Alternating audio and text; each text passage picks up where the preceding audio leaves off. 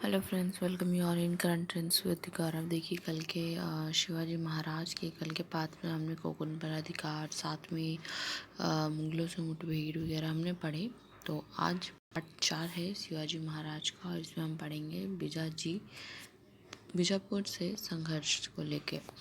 चलिए शुरू करते हैं। इधर औरंगजेब के आगरा यानी उत्तर की ओर लौट जाने के बाद बीजापुर के सुल्तान ने भी राहत की सांस ली। अब शिवाजी ही बीजापुर के सबसे प्रबल शत्रु बन गए थे।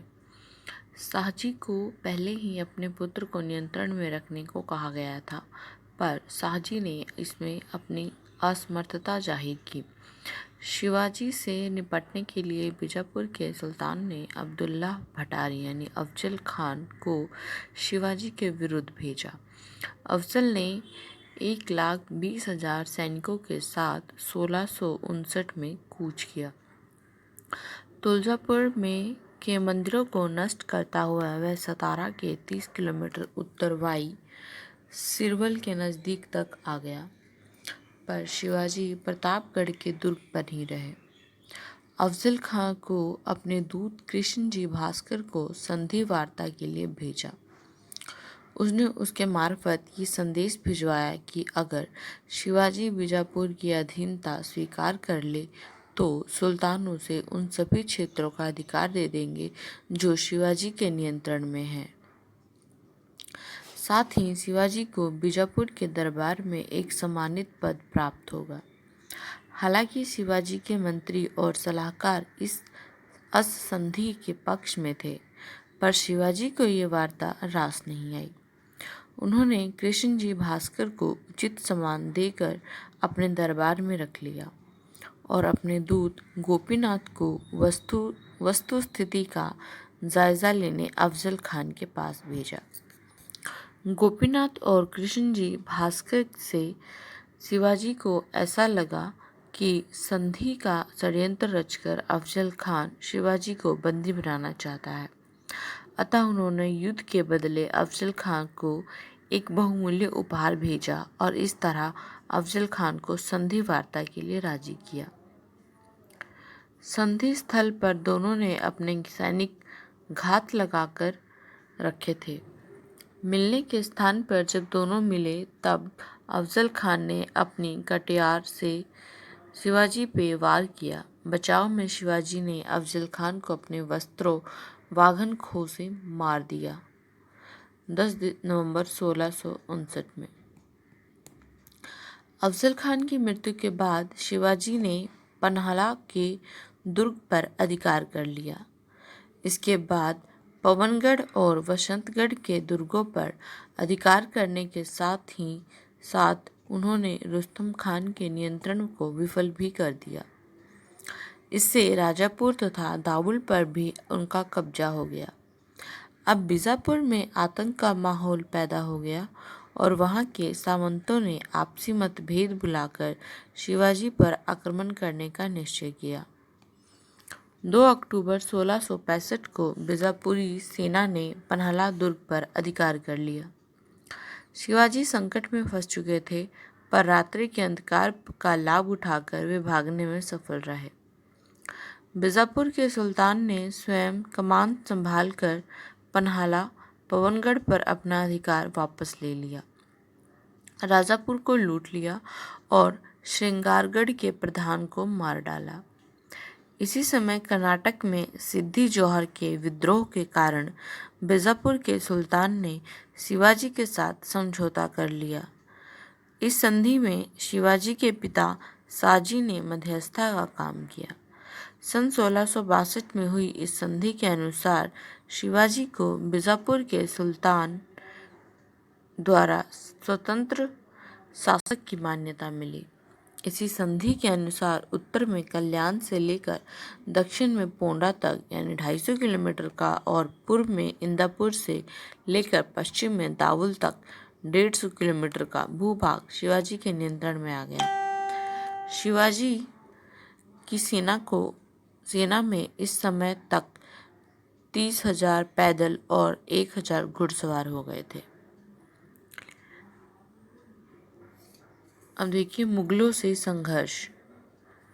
उत्तर भारत में बादशाह बनने की होड़ खत्म होने के बाद औरंगजेब का ध्यान दक्षिण की तरफ गया। वो शिवाजी की बढ़ती प्रभुत्ता से परिचित था और उसने शिवाजी पर नियंत्रण रखने के उद्देश्य से अपने मामा शाइस्ता खां को दक्षिण का सूबेदार नियुक्त किया। शाइस्ता खां अपने 150,000 फौज लेकर सुपन और चाकन के दुर्ग पर अधिकार कर पूना पहुंच गया। उसने 6 साल तक मावल में लूटमार की। एक रात शिवाजी ने अपने 350 मवलों के साथ उन पर हमला कर दिया। शाइस्ता तो खिड़की के रास्ते बच निकलने में कामयाब रहा, पर उसे इसी क्रम में अपनी 4 उंगलियों में हाथ धोना पड़ा।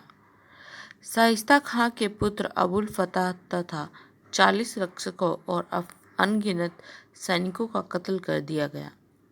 यहाँ पर मराठों ने अंधेरे में स्त्री पुरुष के बीच भेद न कर पाने के कारण खान के जनान खाने की बहुत सी औरतों को मार डाला था। इस घटना के बाद औरंगजेब ने शाइस्ता को दक्कन के बदले बंगाल का सूबेदार बना दिया और शाहजादा मुअज्जम शाइस्ता की जगह लेने भेजा गया। सूरत में लूट। इस जीत से शिवाजी की प्रतिष्ठा में वृद्धि हुई। 6 साल शाइस्ता खान ने अपनी 150,000 फौज लेकर राजा शिवाजी का पूरा मुल्क जलाकर तबाह कर दिया था। इसलिए उसका हर्जाना वसूल करने के लिए शिवाजी ने मुगल क्षेत्रों में लूटपाट मचाना आरंभ किया। सूरत उस समय पश्चिमी व्यापारियों का गढ़ था और हिंदुस्तानी मुसलमानों के लिए हज पर जाने का द्वार। यह एक समृद्ध नगर था और इसका बंदरगाह बहुत महत्वपूर्ण था। शिवाजी ने 4000 की सेना के साथ 1664 में 6 दिनों तक सूरत के धनंजय व्यापारियों को लूटा। आम आदमी को उन्होंने नहीं लूटा और फिर लौट गए।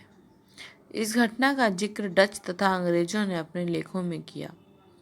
उस समय तक यूरोपीय व्यापारियों ने भारत तथा अन्य एशियाई देशों में बस गए थे। नादिर शाह के भारत पर आक्रमण करने तक 1739 किसी भी यूरोपीय शक्ति ने भारतीय मुगल साम्राज्य पर आक्रमण करने की नहीं सोची थी। सूरत में शिवाजी की लूट से खिन्न होकर औरंगजेब ने इनायत खां के स्थान पर गयासुद्दीन खां को सूरत का फौजदार नियुक्त किया और शहजादा मुअज्जम तथा उप सेनापति राजा जसवंत सिंह की जगह दिलेर खान और राजा जयसिंह की नियुक्ति की गई। राजा जयसिंह ने बीजापुर के सुल्तान, यूरोपीय शक्तियां तथा छोटे सामंतों का सहयोग लेकर शिवाजी पर आक्रमण कर दिया। इस युद्ध में शिवाजी को हानि होने लगी और हार की संभावना को देखते हुए शिवाजी ने संधि का प्रस्ताव भेजा। जून 1665 में हुई इस संधि के मुताबिक शिवाजी 23 दुर्ग मुगलों को दे देंगे और इस तरह उनके पास केवल 12 दुर्ग बच जाएंगे।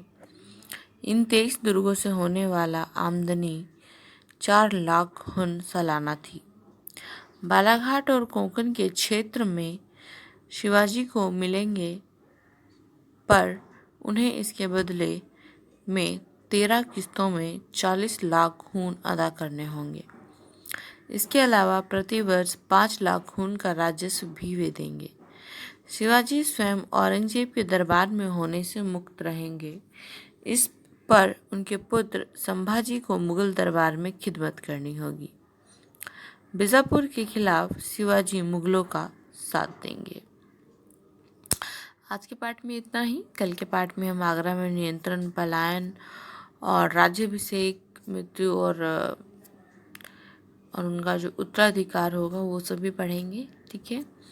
बाकी की वीडियोस और किसी चीज़ के बारे में आप जानना चाहते हैं उनके बारे में आप हमें बताइए, कमेंट्स करके बताइए। ठीक है। और वीडियो पसंद आने पर लाइक, शेयर, सब्सक्राइब जरूर कीजिए।